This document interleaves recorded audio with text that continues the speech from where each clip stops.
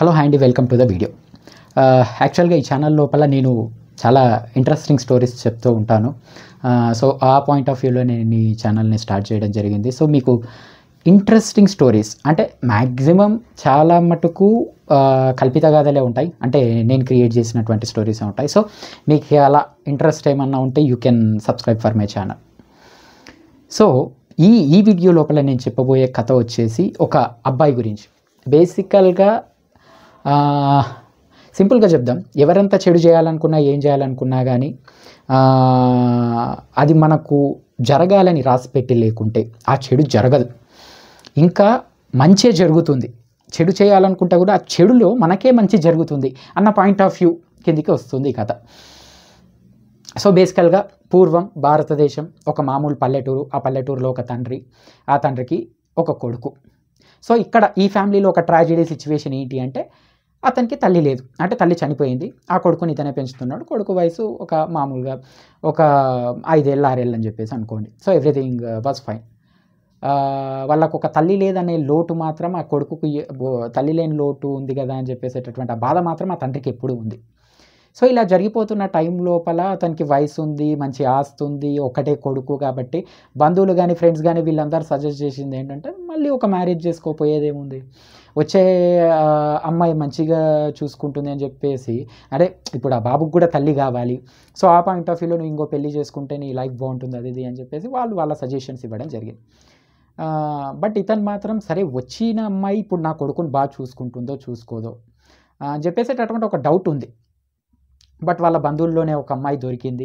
ఆ అమ్మాయి చెప్పింది మనకు ఏమని అంటే, భర్తకు, రైతుకు, ఆ పర్సన్కి, మీరేం బాధపడకండి, నేను ఈ అబ్బాయిని, మీ ఫస్ట్ భార్యకు పుట్టినటువంటి ఈ అబ్బాయిని నా కన్న కొడుకులా చూసుకుంటా, మీకు ఎటువంటి డౌట్ అనేది లేదు. నాకే ఒకవేళ పిల్లలు పుడితే వాళ్ళని ఎలాగైతే నేను చూసుకుంటానో సేమ్ అలానే ఇతన్ని కూడా చూసుకుంటాను. ఇంకా మీకు నా మీద నమ్మకం కలగకపోతే నేను అసలు పిల్లల్ని కూడా కనకుండా, అంటే నేను ఎవరిని కనను, ఇతడే నా కొడుకు, ఇతనే నాకు పుట్టాడు అనుకొని ఇతన్నే నేను స్వచ్ఛంగా ప్రేమించి నా కొడుకులాగా చూసుకుంటానని చెప్పేసి అతనికి చెప్పింది. ఆ మాటలు విన్న తర్వాత ఆ భర్తకు, ఆ రైతుకు ఒక కాన్ఫిడెన్స్ వచ్చింది. ఇప్పుడు ఆమె కంటది కన్నదు అన్న విషయం పక్కన పెడితే తను ఆ రేంజ్లో సపోర్ట్ ఇస్తుంది కదా అని చెప్పేసి వెంటనే అతను చెప్పాడు, నువ్వు అలా కనను అది ఇది అని చెప్పేసి అది కాదు పాయింట్, నువ్వు ఇతన్ని మంచిగా చూసుకుంటా అంటున్నావు, అది నాకు చాలు అని చెప్పేసి వెంటనే ఆమెను పెళ్లి చేసుకుంటాడు. ఆమె కూడా నిజంగా చాలా మంచిది. వచ్చినప్పటి నుంచి కూడా తన భర్తను కానీ ఆ బాబుని కానీ కన్న కొడుకులా చూసుకుంది, మంచిగా చూసుకుంది, ఇల్లుని మంచిగా, బయట వాళ్ళకి ఇంట్లో వాళ్ళకి మంచి భార్య దొరికింది, సెకండ్ టైం అయినా కూడా మళ్ళీ మంచి భార్యనే దొరికింది, వాళ్ళ లైఫ్ ఫుల్ ఫ్లెడ్జ్డ్గా బాగుంది అని చెప్పేసేటటువంటి ఒక క్లారిఫికేషన్ వచ్చింది. సో ఇలా జరిగిపోతున్నటువంటి మూమెంట్ తర్వాత కొన్ని రోజులకు ఆమె ప్రెగ్నెంట్ అయింది. ఈ విషయాన్ని ఎలా వాళ్ళ భర్తకు తెలిసింది. అప్పుడు తెలిసినామంటే, నన్ను క్షమించండి, ఏమనుకోకండి, నేనే జాగ్రత్తగా ఉండాల్సింది, అదేదో జరిగిపోయింది అలా, నేను వెంటనే ఏదికన్నా వెళ్ళి ఏదన్నా పసర మందు దాగి ప్రెగ్నెన్సీని తెప్పించుకుంటా అంటే, ఎందుకు ఏమైంది అది ఇది అని చెప్పేసి భర్త అడుగుతుంది. నేను మీకు ప్రామిస్ చేశాను కదా, ఇప్పుడు ఇతన్నే నా కొడుకులా చూసుకుంటాను, నేను పిల్లల్ని కనను అని చెప్పేసి, ఇప్పుడు నేను ఇది అంతా తీసుకొస్తే ఇది కరెక్ట్ పద్ధతి కాదు కదా అని. వెంటనే అతను అంటాడు, అలా ఇలా అని చెప్పేసి ఏం లేదు, నువ్వు ఇతన్ని మంచిగా చూసుకుంటే చాలు, అంత మాత్రాన మనకు పిల్లలు వద్దు, మనం పిల్లల్ని కనకుండా ఉందామని కాదు, ఇంకొక బాబో పాపనో పుడితే అతనికి కూడా తోడుగా ఉంటుంది కదా. సో అలా నేను ఎప్పుడూ అనలేదు, నువ్వు ప్రేమగా చూసుకుంటావా లేదా అని మాత్రమే నేను అడిగాను, నువ్వు మంచిగా చూసుకుంటున్నావు చాలు ఉండని అని చెప్పేసి అలా అన్నాడు. So everything was fine. ఇంకో కొడుకు పుడతాడు. ఆ ఇద్దరు అన్నదమ్ములు మంచిగా వాళ్ళ జర్నీ, అంటే వాళ్ళ లైఫ్ అనేది సాగిపోతుంది. ఇక్కడ కూడా ఇంకో కొడుకు పుట్టిన తర్వాత ఆ తల్లి వేరు చేసి చూసుకోము, ఇది చేసుకోము, అది ఇది ఏం లేదు. అదంతా చూసినటువంటి ఆ రైతుకు, ఆ తండ్రికి చాలా హ్యాపీగా అనిపించింది. అరే ఇంత ఒక మంచి ఫ్యామిలీ నాకు ఏర్పడింది కదా, ఇద్దరు కొడుకులు, ఓ మంచి భార్య, ఎక్కడ ఏ లోటు ఏ ఇబ్బంది లేదు అని చెప్పేసేటటువంటి ఒక థింగ్ జరిగిపోయింది. సో ఇప్పుడు ఇదంతా మంచిగా జరుగుతున్నప్పుడు నేను ఇందులో ఏం ట్విస్ట్ చెప్పకపోతే అక్కడ కథ ఏముంటుంది అంటే, ఈ కథను చెప్పడానికి ఒక రీజన్ ఉండాలి కదా, ఒక కంక్లూజన్ ఉండాలి కదా. సో ద థింగ్ ఇక్కడ సిచ్యువేషన్ ఓరియంటెడ్గా ఏంటి అంటే, ఒక చిన్న క్యారెక్టరైజేషన్ వస్తుంది. ఆ చిన్న క్యారెక్టరైజేషన్ వేసే ఒక చిన్న మాట వల్ల కథ పూర్తిగా అడ్డం తిరిగిపోతుంది. ద థింగ్ ఏంటి ఆ క్యారెక్టరైజేషన్, ఆ వైఫ్ యొక్క తల్లి ఒకసారి వీళ్ళ ఇంటికి వస్తుంది విజిట్ చేయడానికి. వచ్చినప్పుడు తను చెప్పేటటువంటి ఒక మాట, ఏంటా మాట అంటే, నీ పెద్ద కొడుకు, అదే నీ భర్తకి ఇంతకుముందు ఉన్నటువంటి కొడుకు చాలా తెలివిపరుడు, చాలా నాలెడ్జ్ ఉన్నటువంటి వ్యక్తి. నీ చిన్న కొడుకు కొంచెం అమాయకుండ్లా ఉన్నాడు, అదే నీకు పుట్టినటువంటి కొడుకు. కాబట్టి ఆస్తిని మొత్తం, ఆస్తి బాగానే ఉంది, చాలా ఎక్కువగానే ఉంది, బట్ ఆ ఆస్తిని మొత్తం ఈ పెద్ద కొడుకే వేసుకొని పోతే, ఒకవేళ తీసుకొని పోయి నీ చిన్న కొడుకు అంటే నీ కొడుకుకి ఏమి ఇవ్వకపోతే అప్పుడు నీ కొడుకు పరిస్థితి ఏంటి, ఒక్కసారన్నా ఆలోచించావా అని చెప్పేసి. ఇప్పుడు మొదలవుతుంది కథ లోపల అసలు ట్విస్ట్.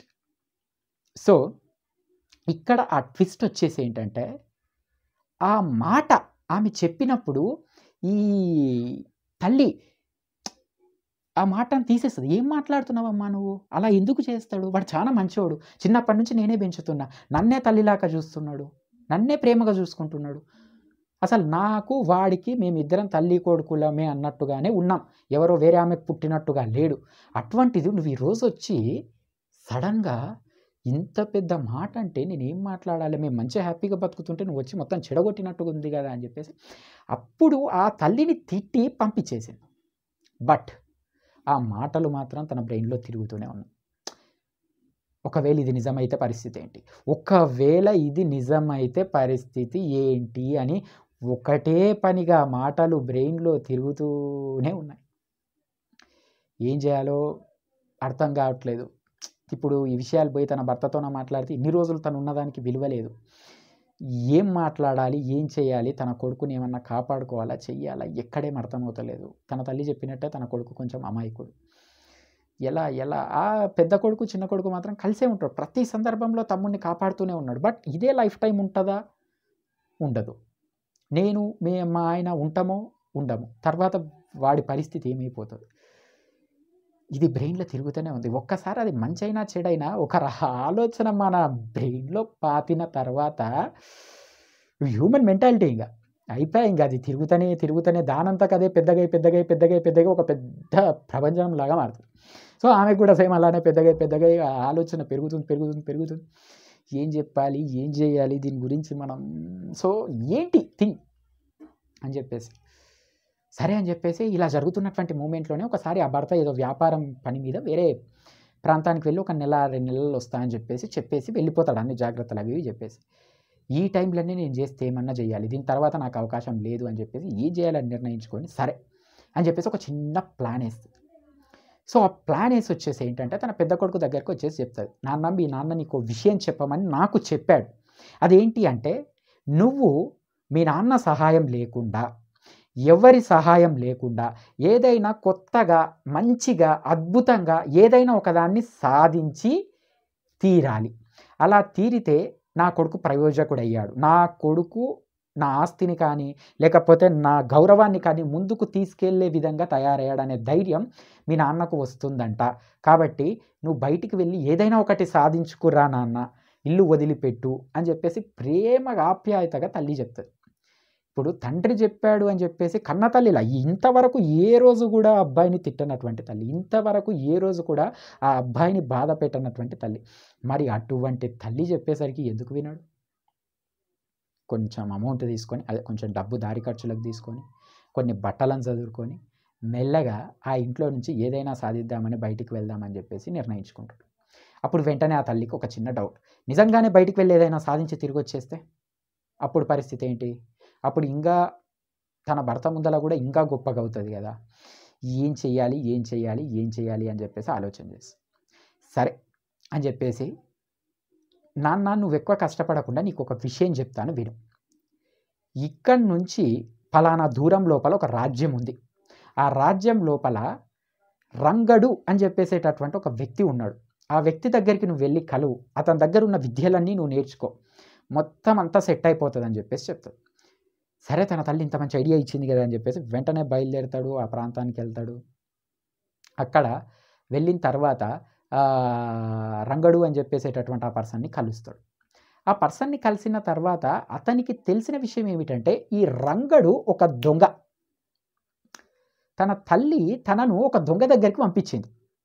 అప్పుడు తల్లి పాయింట్ ఆఫ్ వ్యూ ఏంటి అంటే ఆ దొంగతనాలు అవి ఇవి నేర్చుకొని ఇతడు దొంగలాగా మారి చెడిపోవాలని.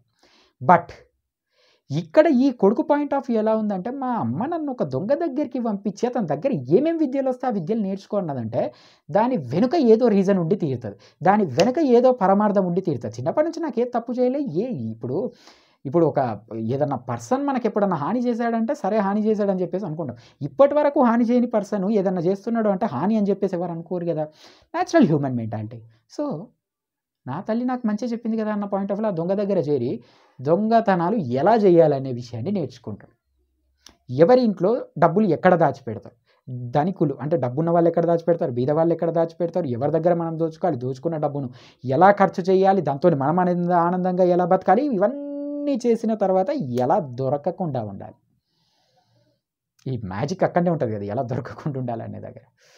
సో ఎవ్రీథింగ్ ఒక పర్టికులర్ టైం తీసుకొని ఆ టైం లోపల మొత్తం పుష్కలంగా నేర్చుకున్న తర్వాత ఇప్పుడు ఇక్కడ నువ్వు ఒక దొంగతనం చేసి చూపించాలి అని చెప్పేసి ఒక ఇల్లును నిశ్చయించి ఆ ఇల్లును చూపిస్తాడు ఆ దొంగ ఈ పెద్ద కొడుకుకు.